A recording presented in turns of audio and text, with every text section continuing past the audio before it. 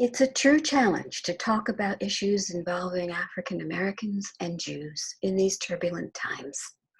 The murder of George Floyd and COVID-19 have put a spotlight not just on monuments and law enforcement, but on festering issues of economic, social, and healthcare inequities. These issues echo the 1960s civil rights era, but with the internet, terminology, quotes, memes, and comments are constantly morphing, changing, and spreading. I've received messages from Canada worried about the words of Louis Farrakhan and how they're being blended with those of local white supremacists. Will the words of our nonviolent 60s icons, James Baldwin and Martin Luther King, successfully counteract this trend? I hope so, and I hope that celebrating the life of civil rights icon Representative John Lewis will re-emphasize the impact of nonviolent activism. In the 60s, there was a substantial Jewish role in nonviolent activism. My first rabbi, Walter Plaut, walked with Martin Luther King in Selma, and they were Jewish founding members of the NAACP. Yes, there were changes over time, and the NAACP accepted Farrakhan's rejection of the manner of his aides labeling Jews as the bloodsuckers of the Black nation, while still agreeing on the substance. Note that John Lewis refused to do so. He said, "There's not any room in our society for the teachings or preachings of any doctrine or philosophy of racism, bigotry, and anti-Semitism." So I'm not going to deny that there's a negative side of our history, but it's definitely complex. Yes, there were Jewish slave owners and Confederate officers, but also Jewish abolitionists and Union officers. And it was a Union officer, General Ulysses S. Grant, who ordered the expulsion of all Jews from his southern district, including Tennessee, where I am now. But most of our families came to America after the Civil War, and we don't see ourselves as part of that history. However, Dr. Mark Dollinger, Chair of Jewish Studies and Social Responsibility at San Francisco State University, gives online lectures about why Jews are often seen as white, having worked so hard to assimilate into the white culture, and successfully so. That success is often considered exploitation, achieved in a socioeconomic structure that benefited from slavery, discrimination, and oppression. And the presence of many Jewish shop owners in Black neighborhoods emphasized, reinforced that view. So someone like George Soros, Holocaust billionaire, survivor of the Holocaust, who has spent millions in terms of anti-racism projects, is often seen as just another untrustworthy, rich, white guy.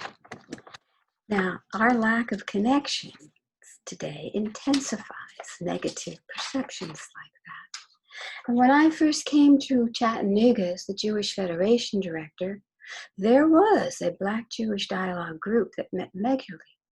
And many of its people, however, have passed away from Chattanooga as well as this life, and it faded out years ago. But NISPA, this NISPA congregation, is in an interesting position to take the lead on reinitiating that dialogue. NISPA was created shortly after the Civil War. Its founding Ox family was invested in the community, has been for generations. And while there was support for a Confederate monument on Stone Mountain, as noted in Chattanooga's Times Free Press newspaper, isn't it time to focus on their descendant, Ruth Holmberg?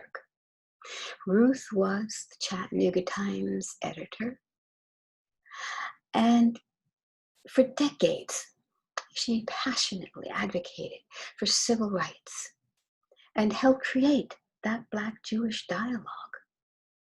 And knowing Ruth, she'd insist that we share her passion in today's environment. So look closely at Chattanooga's neighborhoods, their food deserts, the schools, the jails, and see how inequities and oppression are not just history. Hear the anguish and ask how our dedication to tikkun olam and social justice can make a difference. I'm sure that each of us can find the passion, humanity, and generosity to make a difference. I personally draw on my family's legacy. My great-great-grandfather, Simon Swig, who immigrated here from Lithuania in 1875, demonstrated activism as the first Jew to serve in the Massachusetts legislature. And the Swig family demonstrated generosity by endowing Brandeis University and Swig summer camps. My grandpa, Meyer Malloy, one of Bermuda's founding 400, hired the first Black woman in the front office on the island. He had the humanity to build segregated island's first shopping mall, where the Black and white communities bordered so that both could benefit. In the next generation, Mom passionately pioneered special education and storytelling as a teaching tool. She became the education director of Cincinnati's Rockdale Temple. Now, Dad, who had been a U.S. military intelligence officer during World War II, assigned to interrogate Nazi prisoners of war, became the chief financial officer of Hebrew Union College and the American Jewish Archives. Together, they both made sure us kids understood about prejudice and stereotyping and doing the right thing. So they were supportive even as a teenager when I worked for SNCC, that's the Student Non-Violating Coordinating Committee, and picketed Chemical Bank in our neighborhood because it was supporting apartheid in South Africa. But dance was my real dream. We often have dreams that have nothing to do with what we end up doing. And I was the choreographer for the high school dance company. But a friend saw something in me much more deeply than I did and had me volunteer to teach dance at a nearby high school that was primarily African American. So I taught classical ballet to them, and they taught breakdancing to me.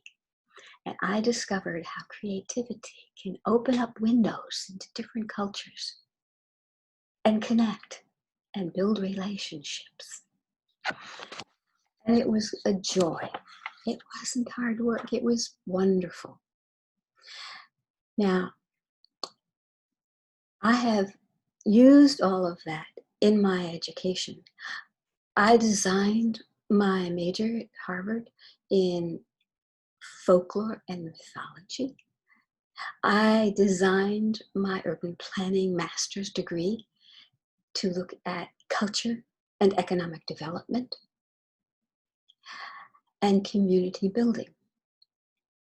And after graduation, I became the interfaith director of Chicago's American Jewish Committee and coordinated the national workshop on Christian-Jewish relations. As part of my work, I was the connector between the Jewish community and the synagogues and the African American community and the African American churches. I was also part of Chicago's Black-Jewish dialogue. Now, many of you know Chicago's politics is windy and fierce. And the education I got in that dialogue will last with me a lifetime. It was very special. So thank you, Chicago. And additional thanks to Tulsa, Oklahoma, where I was the media person at the Jewish Federation and was involved in planning a commemoration of the massacre of Tulsa's Black Wall Street. So when I arrived in Chattanooga 23 years ago, it was very natural for me to reach out to the African American community. And one of the first projects that we did together was with the Federation, the Hamilton County Schools, and the new Bessie Smith Cultural Center.